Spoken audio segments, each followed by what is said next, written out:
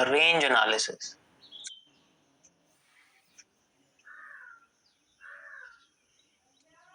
देखो बेसिकली ये सिर्फ एनालिसिस है, ये एक पॉइंट ऑफ व्यू है, ठीक है, it just a point of view.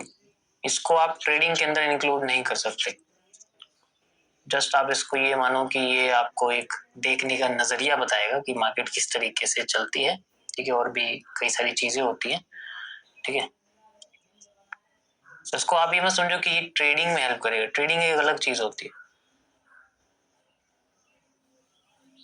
ये सिर्फ मार्केट को एनालाइज करने में हेल्प कर, एक व्यू बताता है आपका, ठीक है, कि फिर इंटरनली हम रखते हैं, मतलब ये हम लोग ऊपर ऊपर से करते हैं, फिर इंटरनली जाते हैं तो फिर हम लोग उसको नॉर्मल जो टेक्निकल होता है वो करते हैं। तो आप इसको एक फंडामेंटल के बेसिस पे रख सकते हैं, ठीक है। तो ये तीसरा इसका क्या पॉइंट है कि ये आपका एक फंडामेंटल एनालिसिस है, कि हम इसको फंडामेंटल के अंदर रखते हैं।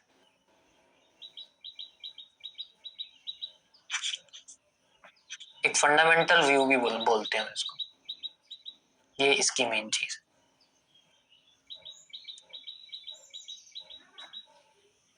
How the economic machine works in 30 minutes. The economy works.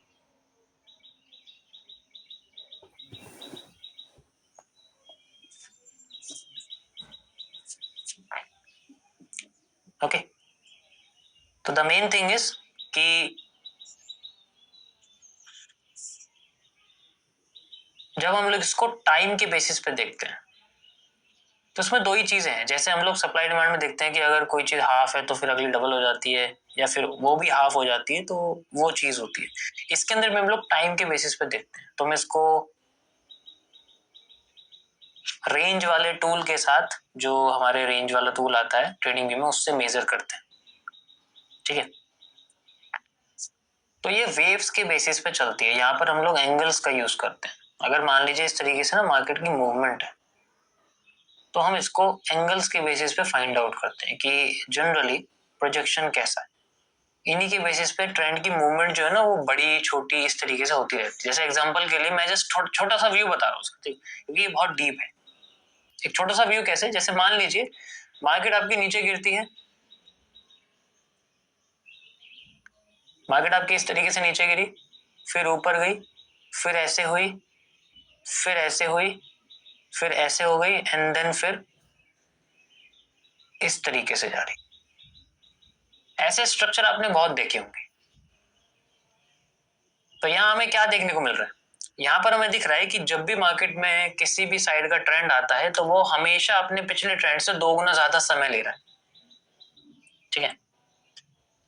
अगर यहां पर हमें मान लीजिए कि सप्लाई देखने को मिल रही है आपकी, क्या है ये सिंपल ये सप्लाई है जो ऊपर वाली आपको दिख रही है, ठीक है, ये आपकी सप्लाई है,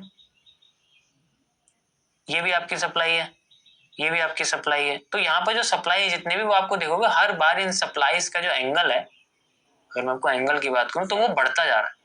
ये देखो बढ़ता जा रहा है ना, अपने आप को बढ़ाते जा रहा है। एंगल तो पता है ना क्या होता है,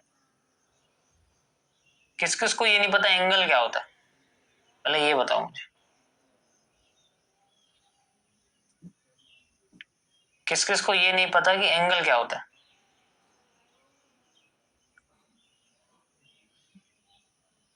बताओ,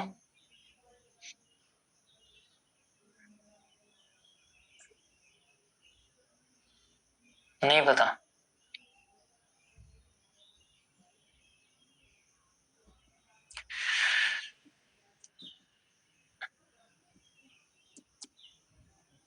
दिमाग का इंश्योरेंस कराया है, इसका जो ये अंदर है इसका इंश्योरेंस करा लो, क्योंकि अभी से ही डिक्लाइन होना शुरू हो रहा है। जब ये बिल्कुल जीरो हो जाएगा ना, तो शायद कुछ इंश्योरेंस, जैसे इंश्योरेंस में, लाइफ इंश्योरेंस में जिंदा से ज्यादा मरने के फायदे होते हैं ना, वैसे फिर ये जब बिल्कुल खत्म होगा ना, तब तुम्हें फायदा बहुत मिलेगा इस चीज का। क्योंकि जैसे ही जीरो हो जाएगा, इंश्योरेंस पूरा हो जाएगा कि ये तो खत्म हो गया सर, देखो एकदम जीरो है, मेरे अंदर कुछ है ही नहीं, मुझे कुछ पता ही नहीं है, तो मुझे कुछ पैसे दे दो, इंश्योरेंस पूरा हो गया। जी बिल्कुल, आप इंश्योरेंस लायबल हैं, आपको मिल जाएगा। तो इसका इंश्योरेंस कराओ, जिसको एंगल के बारे में भी नहीं पता भाई, ठीक है।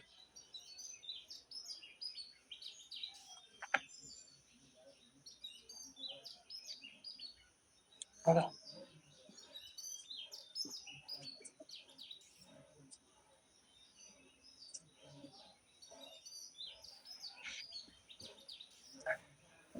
यस। तो ये जस्ट एक आपका एक्सपेंशन होता है, ठीक है, जिस तरीके से हम इसको लेते हैं। चलो मैं एंगल वर्ड नहीं यूज कर, क्योंकि मुझे पता आधे लोगों को पता ही नहीं है, कोई फायदा नहीं चीजों को बताने का, फिर बाद में कहते हैं हमें समझ नहीं आया। तो द मेन चीज इसमें मेन थिंग क्या है कि जहां से आपकी, अब यहाँ पर हम लोग जो आपके साइड में ये प्राइस चलता है ना, इसका एनालिसिस करना बंद कर देंगे। आपने देखा होगा आपके यहाँ पर जो साइड में जो प्राइस चलता है ना, यहाँ पर ऐसे करके जो प्राइस चलता है, जो भी प्राइस आपका चलता रहता है एसेट का, हम इसका एनालिसिस जब करते हैं तो उस चीज को बोलते हैं normal technical analysis, price action, price analysis, ठीक है। तो वो टेक्निकल एनालिसिस जब हम इस प्राइस के बेसिस पे एनालिसिस, और अभी हम कर रहे हैं नीचे वाले स्केल का। नीचे वाले स्केल पे आपके टाइम होता है, डेट होती है, ठीक है, ये सारी चीजें होती है, टाइम डेट ये सारी चीजें होती है। तो अब हम इसका एनालिसिस कर रहे हैं, ये चीज ध्यान रखना, दोनों में बहुत फर्क है। ये कोई बताएगा नहीं तुम्हें कि इन दोनों का अलग अलग एनालिसिस किया जाता है। तो मैं अब इस पे लेके आ रहा हूँ, ये मैं ऑलरेडी बता चुका हूँ, इसका हम आगे देखेंगे। और ठीक है, ये टेक्निकल आता है, ये हम लोग रेंज, ये जो रेंज होती है इसके बारे में हम लोग बात कर रहे हैं। इसका बढ़ना, इसका घटना, यहाँ पर मूव को बढ़ाता है घटाता है इस तरीके से, ठीक है। तो हम इसके बारे में बात करें, ठीक है।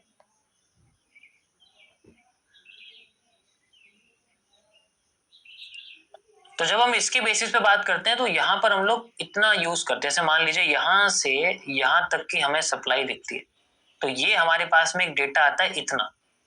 अब ये हम देखते हैं कि कितना, इसमें मैंने बोला कि भाई 10 घंटे लग गए इस सप्लाई को आने, तो अगली सप्लाई जब हम कॉपी करेंगे तो एवरेज, एक तो साइज कॉपी करते हैं, या हमें अंदर से लगता है कि मार्केट शायद आधी सप्लाई दे सकती है। अगर यहाँ पर डिमांड डबल होगी तो सप्लाई आधी हो सकती है, और अगर सप्लाई आधी है तो वो आधे टाइम में आ जानी चाहिए।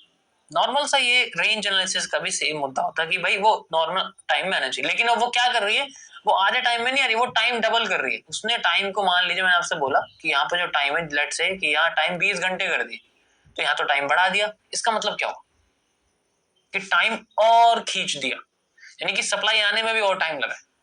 सेम इसने डिमांड के साथ किया, डिमांड बेशक डबल करी है लेकिन उतनी ही डिमांड आने में इसने फास्ट डिमांड नहीं दी,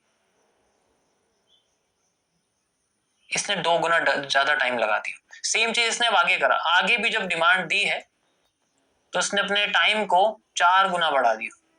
इस तरीके से इसकी मूवमेंट है। तो ऐसे में क्या होता है कि रेंज बढ़ती रहती है, टाइम बढ़ता रहता है, टाइम फ्रेम बढ़ते रहते हैं। This is how the time frame increases. Time frame को इंक्रीज किया जाता है इस बेसिस पे, रेंज के बेसिस पे। मैं आपको चार्ट पे लेके चलता हूँ, वहां पर आपको इजीली समझ में आ जाएगा, ठीक है, इसको कैसे यूज करते हैं। जस्ट एक सिंपल सा मैंने आपको क्लैरिफाई दिया है। लेट से हम लोग चलते हैं 1 आवर पे, ठीक है, पीछे किसी चार्ट पे, यहाँ पर मैं मान लो आपको किसी पे भी लेके चलता हूँ, और यूएसडी पे चल देते हैं, इससे फर्क नहीं पड़ता कोई भी।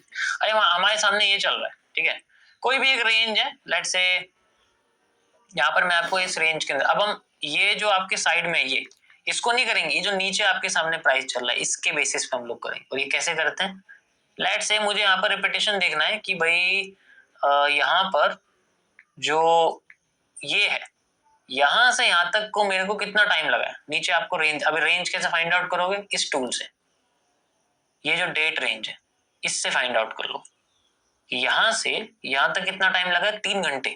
तो अगर मैं डिमांड लेता हूँ, यहाँ साइज भी लगा दो, चलो आपने साइज लगा दिया इसका यहाँ से, तो मेरे सामने जो डिमांड है वो 3 घंटे के अंदर आ जानी चाहिए। अगर 3 घंटे से ज्यादा ले रही है, अगर 3 घंटे ज्यादा ले रही है इसका मतलब डिमांड स्लो है, और अगर डिमांड स्लो है तो सप्लाई फास्ट आनी चाहिए। तो सप्लाई भी अगर ज्यादा टाइम ले लेगी इन केस, तो अब यहाँ पर पैटर्न कंसोलिडेशन में आए।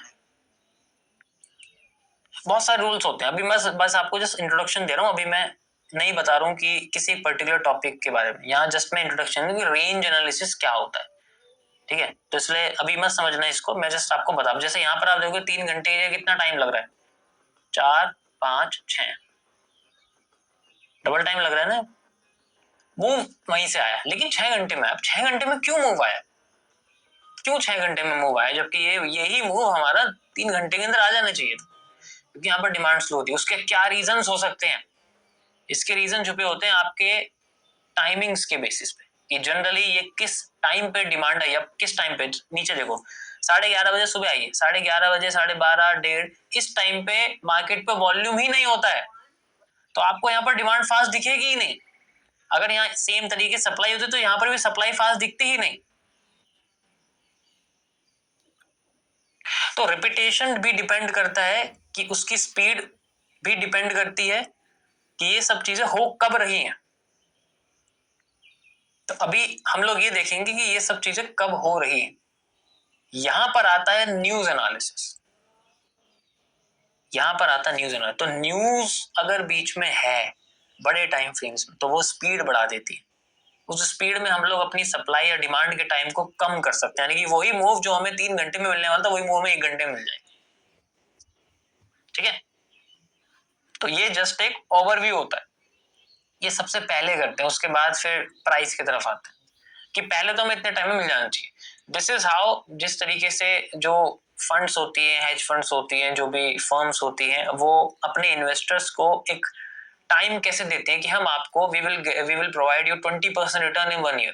कि भाई हम आपको, मान लीजिए हमें $10 मिलियन दिए हैं या फिर $5 मिलियन दिए हैं, $100 मिलियन दिए, तो वो जनरली क्या करते हैं, वो एक टाइम बताते हैं।